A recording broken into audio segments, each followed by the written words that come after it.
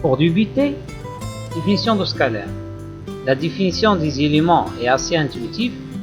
Il est cependant toujours recommandé d'utiliser des conventions pour la nomenclature des variables. Par exemple, que tous les noms des scalaires commencent par une minuscule et tous les noms de matrices par une majuscule, etc. De plus, il est vivement conseillé de choisir du nom de variables explicites, sans pour autant les rendre trop longs. Exemple, matrice de dilatation, nombre et itération. Voilà. MATLAB est sensible à la case des variables. Un nom de variable doit commencer par une lettre. Il peut ensuite contenir des chiffres et d'autres symboles. Par exemple, pour les scalaires, on commence par une minuscule. Par exemple, A minuscule est égal à 1. Entrée. Ça donne A est égal à 1. Pour une matrice, je déclare la variable en majuscule. A est égal à 2 par exemple. Et voilà, elle est déclarée une matrice avec une seule ligne et une seule colonne.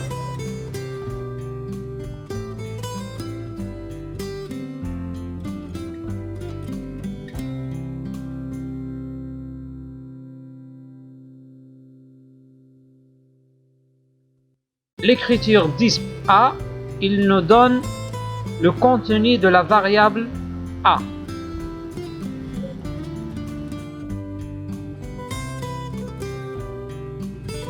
Pour un nombre complexe, on peut le déclarer comme ceci.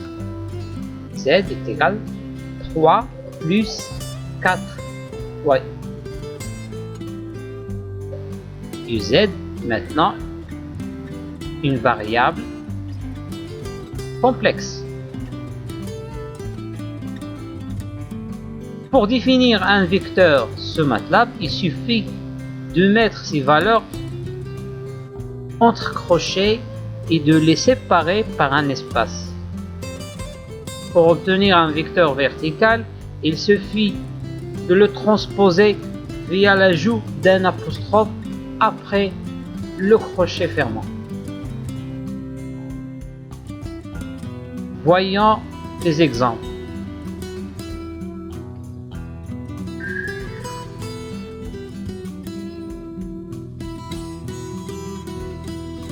Un vecteur H par exemple est déclaré entre crochets. On utilise la touche de clavier Alt G. Par exemple, H, c'est un vecteur qui contient les valeurs 1, 2, 3, 4 et 5. Entrée. Voilà le vecteur VH. C'est un vecteur qui est horizontal. Alors, pour le faire la transposer de ces vecteurs et le rendre un vecteur qui est vertical, on ajoute à la fin un apostrophe. Par exemple, vecteur V égale le vecteur VH apostrophe. Et ça nous donne la transposée du vecteur VH. Ou écrire par exemple comme ceci, VH les vecteurs déclarés auparavant. Et voilà. Même résultat.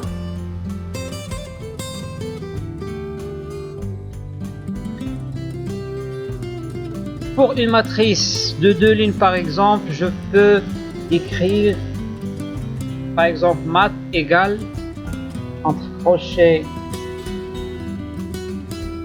la première ligne par exemple qui contient 1, 2, 3. Bon. 3 colonnes, c'est la première ligne. Puis la deuxième ligne, 4, 5 et 6.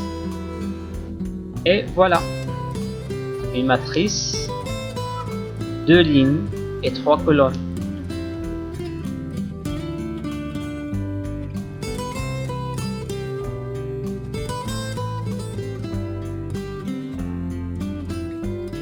Création de matrices particulières. MATLAB permet de créer de manière simplifiée des matrices spéciales, comme par exemple des matrices remplies de 1 ou de 0, etc.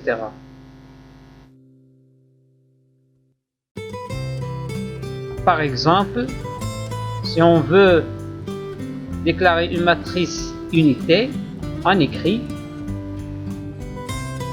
A, M, N, avec M et N sont les dimensions de la matrice souhaitée.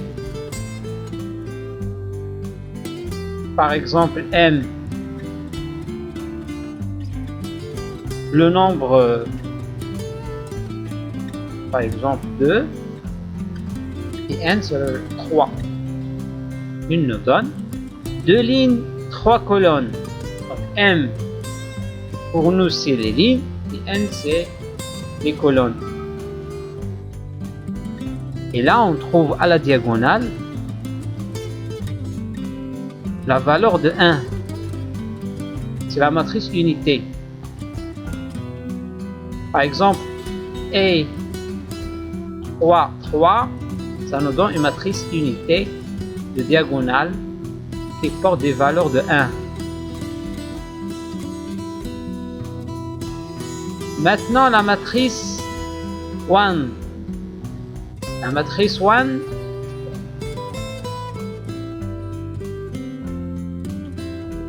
c'est une matrice dont tous les éléments sont égaux à 1. On voit que tous les éléments sont égaux à 1. La matrice 0. Par exemple, 0, 3, 3. C'est une matrice dont tous les éléments sont égaux à 0.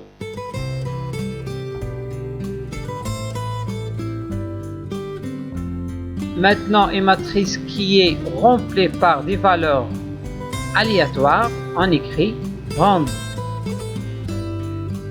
Il nous donne une matrice qui porte des éléments aléatoires.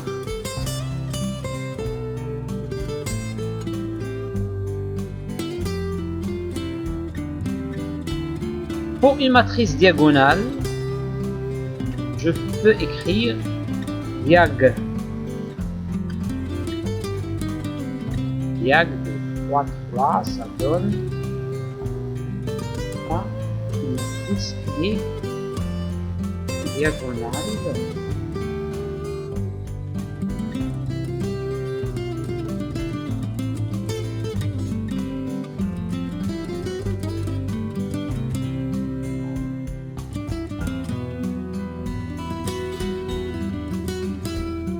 Les opérateurs de base dans MATLAB.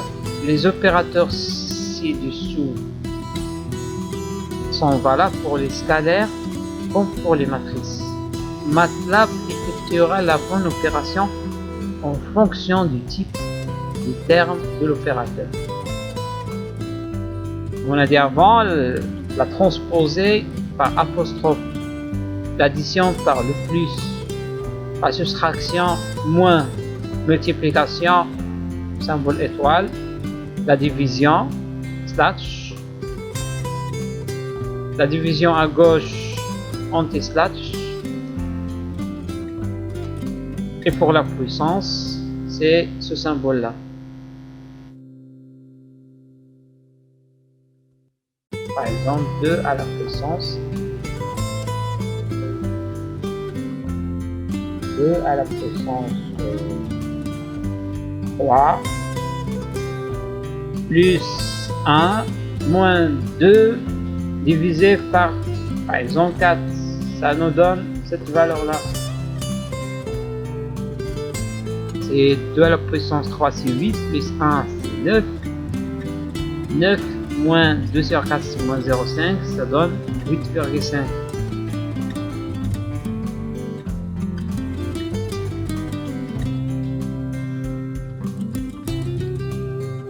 Les fonctions P sur les scalaires.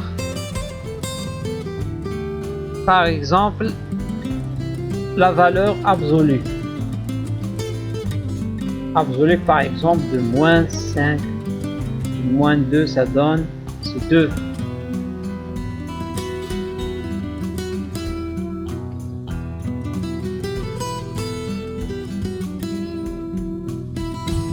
L'imaginaire d'un nombre complexe, par exemple z qu'on a écrit avant, ça donne 4.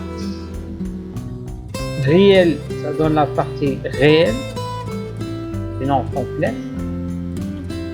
3. La norme du nombre z, ça donne 5. L'imaginaire au carré plus le réel au carré et puis faire la racine carrée.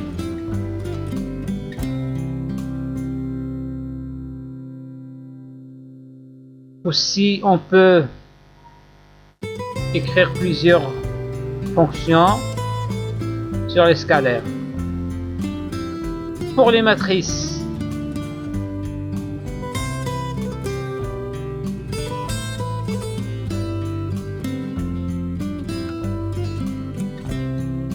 on a assez de fonctions qu'on peut utiliser pour une matrice.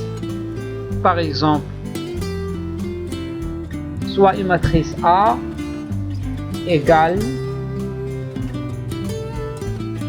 matrice unité 3, 3 plus une matrice à valeur aléatoire 3, 3. Et ça nous donne une matrice de cette forme. Pour le rang de la matrice, on peut écrire rang de A.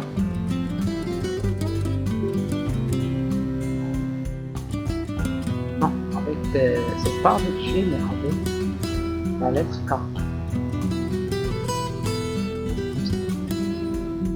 On donne 3. La trace, c'est la somme des éléments diagonaux. Trace de A donne la somme de ces éléments diagonaux, 5,38.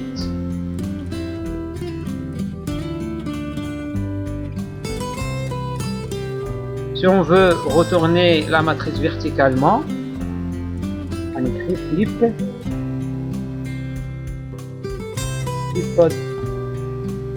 de la matrice A.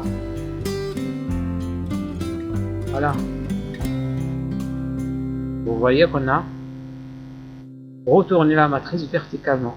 La même chose pour le retournement de la matrice horizontalement. Et on écrit lip LR de A. Et il nous donne cette matrice là.